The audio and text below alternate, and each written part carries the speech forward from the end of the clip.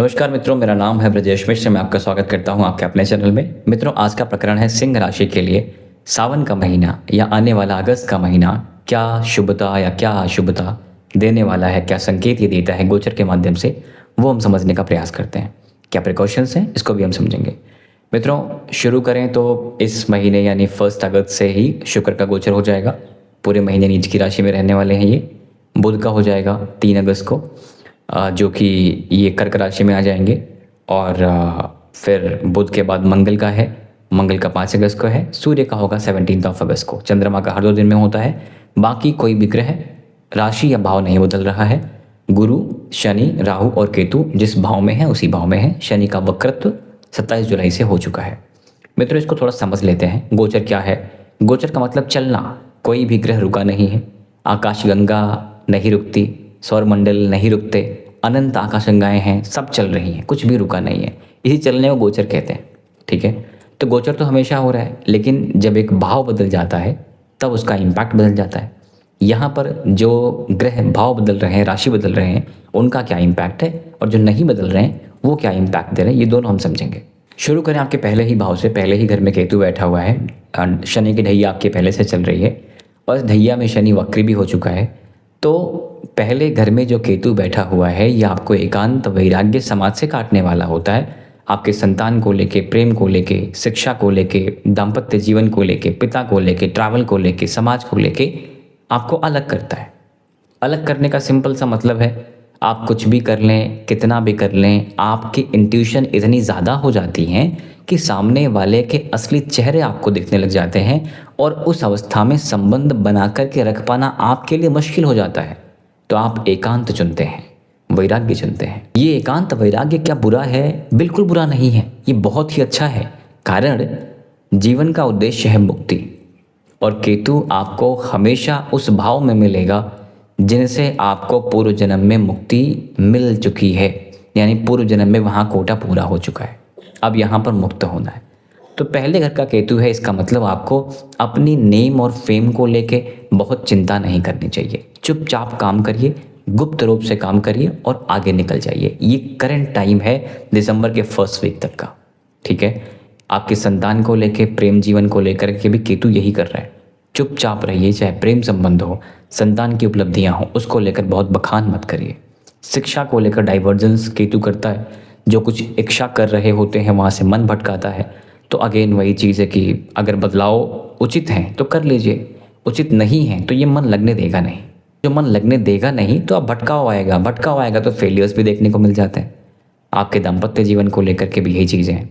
चीज़ों को जितना छुपा रखें उतना ही ठीक है।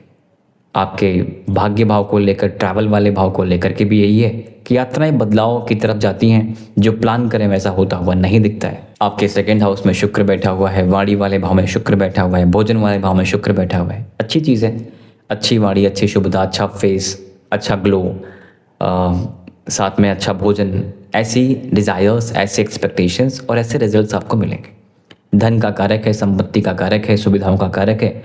धन वाले भाव में बैठा हुआ है, ये भी ठीक है, बुरा नहीं है। बात बस ये है, शुक्र नीच का है पूरे महीने, और ये शुक्र आपके कर्म स्थान का कारक है। कर्म स्थान के साथ साथ ये शुक्र आपके लिए आपके पुरुषार्थ पराक्रम वाले भाव का भी स्वामी है। पुरुषार्थ पराक्रम वाले भाव का स्वामी एक घर पीछे यानी अपने से 12वां गया हुआ है। तो एक तो शुक्र जैसा ग्रह पुरुषार्थ पराक्रम में बहुत लाभ देता नहीं है, वहाँ पाप ग्रह अच्छे कार्य करते हैं। साथ में कर्म वाले भाव का स्वामी भी शुक्र है जो नीच का है। तो यहाँ पर अपने काम कारोबार को लेकर थोड़ी चिंता देखने को मिल सकती है। व्यर्थ के झगड़े, व्यर्थ के थॉट, व्यर्थ के इल्यूजन, व्यर्थ की चर्चा, ये सब समस्याएं आपको इस महीने देखने को मिल सकती हैं वर्क प्लेस को लेके। ऑनलाइन स्टफ का स्वामी अगर नीच का हो गया तो क्रिएटिविटी ठीक से हो नहीं पाती है। ठीक है, तो इस चीज़ का भी हमें ध्यान रखना होगा। और एकांत वैराग्य पहले से है तो बहुत मन लगने वाला है नहीं किसी चीज़ में। ठीक है, और आगे हम बढ़ें तो आपके 12वें घर में सूर्य, बुध और गुरु एक साथ मिलेंगे। बुध फर्स्ट वीक में आ जाएगा, सूर्य 17 अगस्त तक वहाँ मिलेगा, फिर चला जाएगा। मित्रों, ग्रहण भी है, बहुत चिंता नहीं करनी है। हमारे यहाँ ये दिखाई नहीं देगा। सूर्य ग्रहण भी इस महीने में है और चंद्रमा का भी है, लेकिन हमारे ऊपर कोई इम्पैक्ट एज सच है नहीं। ज्योतिषीय घटना है जो कि हो रही है, इम्पैक्ट रहेगा ज़रूर, लेकिन बहुत चिंता करने की आवश्यकता नहीं है। सूर्य जो है 12वें घर में है अब 12वें घर का सूर्य एक तो आपकी विदेश यात्राएं करवाता है। सूर्य जहाँ होगा लाइट उधर है, प्रकाश उधर है, दूर जाने के योग बनाता है। सूर्य आपके लग्न का स्वामी है, 12वें घर में गया, स्वास्थ्य की तकलीफ भी करता है, हॉस्पिटल से संबंध बनाता है, विदेश का संबंध बनता है, इन्वेस्टमेंट का बनता है। साथ में बुध के साथ है, गुरु के साथ है। अब 12वां घर जनरली अच्छा तो है नहीं। गुरु आपके लिए आपके 5वें घर का स्वामी है और 5वें के साथ साथ ये आपके अष्टम भाव का स्वामी है। तो एक बात तो ठीक है कि 8वें का स्वामी 12वें में चला गया, ये परिवर्तन तो ठीक है। लेकिन 5वें का गया 12वें में, तो संतान को लेकर ये पॉजिटिविटी भी है, नेगेटिविटी भी है। पॉजिटिविटी ये है कि विदेश का संबंध, दूर का संबंध बनाता है संतान के साथ। जो लोग उच्च शिक्षा की तरफ संतान के देख रहे हैं, संतान को दूर भेज रहे हैं काम कारोबार को लेके, वो सब तो ठीक है। लेकिन यही भाव आपके संतान के स्वास्थ्य को भी हॉस्पिटल से जोड़ता है। यानी जो लोग स्वास्थ्य को लेकर थोड़े परेशान चल रहे हैं, वो परेशानी अभी ख़त्म होती हुई नहीं दिखती है। और जो लोग विदेश की तरफ देख रहे हैं, दूर देख रहे हैं, संतान को भेजने का देख रहे हैं, वो पॉजिटिविटी आप मान के चलिएगा। ठीक है, आपके साथ यहाँ बुध भी है। बुध आपके लाभ वाले भाव का स्वामी है और लाभ वाले भाव के साथ साथ धन वाले भाव का स्वामी है। धन वाले भाव का स्वामी जा करके बैठा कहाँ पे? विदेश में, व्यय में, हॉस्पिटल में, लीगल लिटिगेशन में। झगड़े अवॉइड करिएगा, स्वास्थ्य का ध्यान रखिएगा, इन्वेस्टमेंट ध्यान से करिएगा, खर्चे बढ़ते हुए दिखते हैं। ठीक है, इस एक चीज़ का हमें ध्यान रखना है। इनकम वाले भाव का स्वामी विदेश में गया तो इनकम का संबंध बाहर से आता हुआ भी दिखता है। बाहर से यानी कि एक जॉब के माध्यम से, बिजनेस के माध्यम से, एक्सपोर्ट इंपोर्ट के माध्यम से, विदेशी कंपनी के माध्यम से, ये पॉजिटिविटी का संबंध यहाँ से बना देंगे। अब सूर्य बुध की दृष्टि आपके 6th हाउस पर पड़ रही है, जॉब पर पड़ रही है। तो जॉब को लेकर जो लोग पब्लिक डीलिंग में हैं, फाइनेंशियल इंस्टीट्यूशंस में हैं, MBA वगैरह, मैनेजमेंट, प्रोडक्ट मैनेजमेंट इत्यादि को लेकर काम कर रहे हैं, उनके लिए तो पॉजिटिविटी क्रिएट करेगा। ठीक है, जो लोग कंसल्टिंग के बिजनेस में हैं उनके लिए भी ठीक कार्य करेगा। जो लोग रिसर्च में हैं, मैथमेटिक्स के साथ संबंधित कुछ कार्य कर रहे हैं, टैक्सेशन इत्यादि में काम कर रहे हैं, उनको लेकर ही पॉजिटिविटी करेगा। अब 12वें घर का सूर्य आपके सीनियर्स और आपके पिता, घर में आपसे बड़ों, इनके स्वास्थ्य में तकलीफ का भी संकेत देता है। ठीक है, हालांकि बहुत लंबा समय नहीं है, 17 दिन ही हैं अगस्त में, उसके बाद सूर्य तो पहले घर में आ ही जाएगा, राइट। लेकिन फिर भी अभी का टाइम, जैसे मैं जुलाई के एंड में ये वीडियो शूट कर रहा हूँ, तो अभी का सूर्य वहीं पर है, तो ये तकलीफ देता है। अब ये सूर्य जो है नौकरी को देखेगा और बुध भी आपके जॉब को देखेगा, यानी आपके इनकम वाले भाव का स्वामी आपके नौकरी को देखेगा। तो नौकरी और इनकम जुड़ रहा है, नौकरी के माध्यम से इनकम बढ़ने के संकेत बनाएगा। कहाँ से बनाएगा? विदेश से बनाएगा, दूर से बनाएगा। विदेश का मतलब सिर्फ बॉर्डर क्रॉस करना ही विदेश नहीं होता। जन्म स्थान से दूरियां बढ़ रही हैं तो विदेश ही कही जाएंगी। कारण जब ज्योतिष की कल्पना करी गई होगी या हमारे ऋषि महात्माओं ने इसको एक अलग अलग रूप दिया होगा, बताया होगा, तो वो टाइम पे जो आज हम देश देख रहे हैं वो नहीं थे, है ना। या तो बहुत सारे देश भारत में थे या अन्य अन्य जो आज स्टेट हैं वो अलग अलग देश हुआ करते थे। तो देश की जो परिभाषा आज के समय में है वो इसमें एप्लीकेबल नहीं होती है। दूरी मतलब विदेश समझ लिया करिए। ठीक है, जैसे मैं उत्तर प्रदेश का रहने वाला हूँ तो मेरे लिए महाराष्ट्र विदेश हो गया। अब मंगल जो है आपके इनकम वाले भाव में जाकर के बैठा हुआ है। इनकम वाले भाव में मंगल का बैठना बुरा तो नहीं है, खासकर टेक्निकल संबंधित चीज़ों को लेकर, घर, गाड़ी, वाहन को लेकर के भी मंगल बुरा नहीं है। रियल एस्टेट का संबंध भी लाभ वाले भाव से बन रहा है। चौथे घर का स्वामी आपके लाभ वाले घर में चला गया।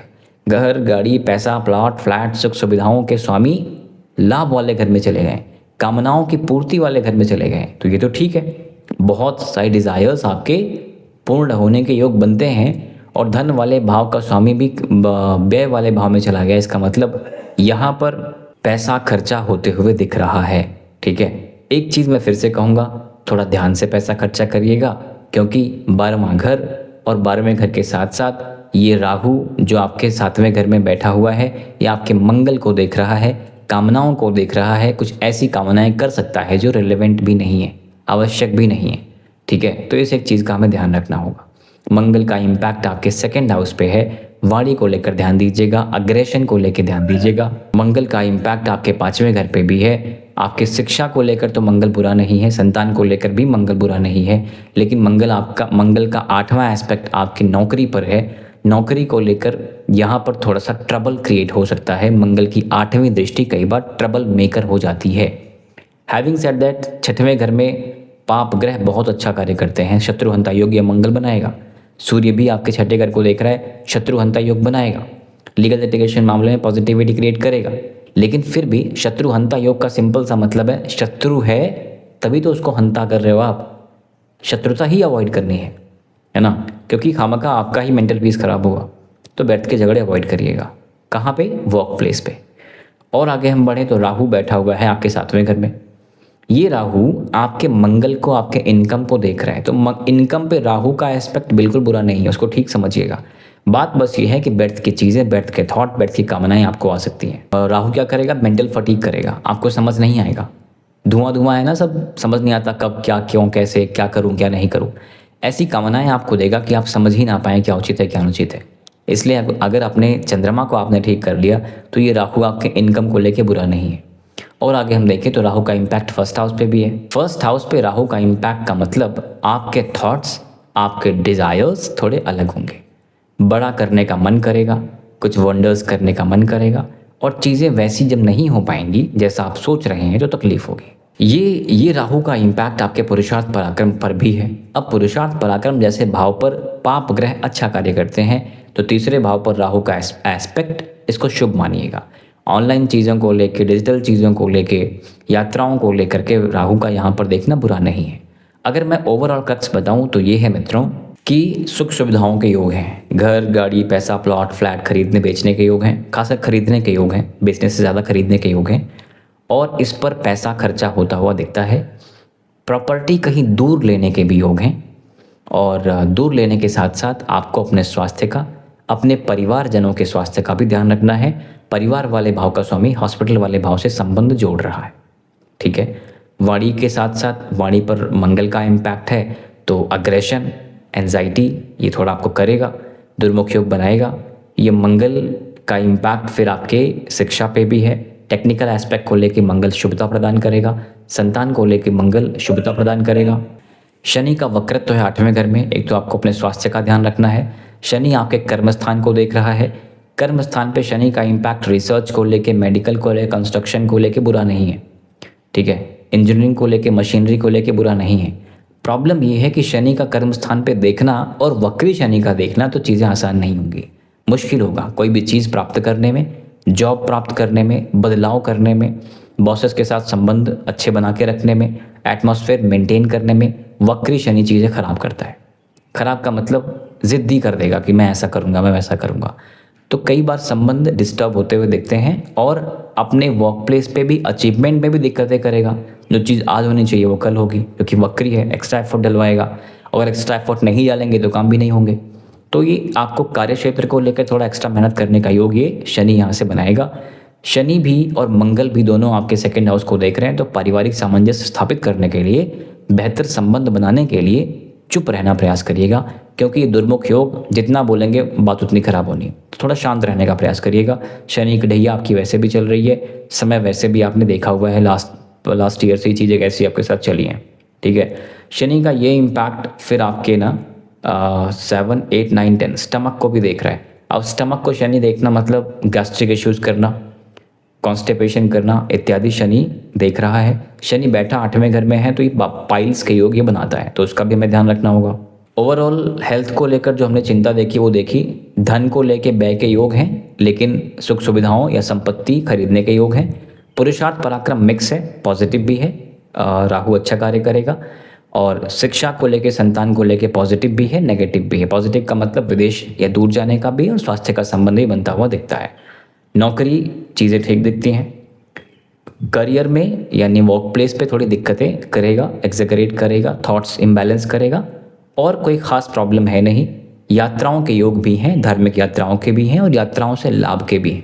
बिजनेस ट्रिप्स के साथ साथ जो मीटिंग्स वगैरह आपकी होनी है उनकी पॉजिटिविटी भी आपको दिखती है। तो ये तो हो गया लाभ। अब ये कितना है, क्योंकि सब सिंह राशि पे यही होगा ऐसा तो नहीं है, सबकी अपनी कुंडली, सबकी अपनी यात्रा। क्या करने हैं, मैं डिस्क्रिप्शन में आपको एक वीडियो का लिंक दे रहा हूँ। मैं यहाँ पर नहीं बता रहा हूँ बिकॉज थोड़ा लंबा हो जाएगा। छोटी सी वीडियो है, आप जाके देखेगा। हर सिंह राशि के ऊपर यानी हर व्यक्ति के ऊपर अलग अलग कोई भी गोचर कैसे काम करेगा। सूर्य का है, केतु का है, राहु का है, तो कितना काम करेगा। वहाँ पर मैंने समझाया हुआ है, आप जाके देख लीजिएगा। या अगर आपने मेरी पिछली वीडियोस देखी हैं शनि के वक्री वाला, तो कुछ देखने की ज़रूरत नहीं है, वही तरीका है जहाँ मैंने समझाया हुआ है, तो वैसे आप समझ सकते हैं। सो दैट्स इट मित्रों। अब उपाय की बात करें, देखिए सूर्य की राशि है आपकी, भगवान आदित्य का तो आपको ध्यान करना है। अगस्त ऋषि के द्वारा लिखा गया आदित्य हृदय स्तोत्रम का पाठ करना बिल्कुल नहीं भूलिए। वो जो रामायण में आपको मिल जाएगा, आपको यूट्यूब पे मिल जाएगा, आप सुन सकते हैं, आप पढ़ सकते हैं, आपके ऊपर है। साथ में एक काम और करिएगा कि भगवान सूर्य को अर्घ देने के साथ साथ सावन का महीना है तो अपने घर में या स्वयं के द्वारा कहीं भी किसी भी स्थान पे किसी मंदिर में भी भगवान शंकर का अभिषेक ज़रूर करवा लीजिएगा। रुद्राभिषेक आपके द्वारा इस महीने में हो जाना चाहिए, ठीक है। ये आपके लिए सर्वारिष्ट का काम करेगा, सभी अरिष्टों को काटने का काम करेगा। So that's it for now मित्रों। आपके सपोर्ट के लिए बहुत बहुत धन्यवाद। Thank you very much. नमस्कार, जय श्री राम।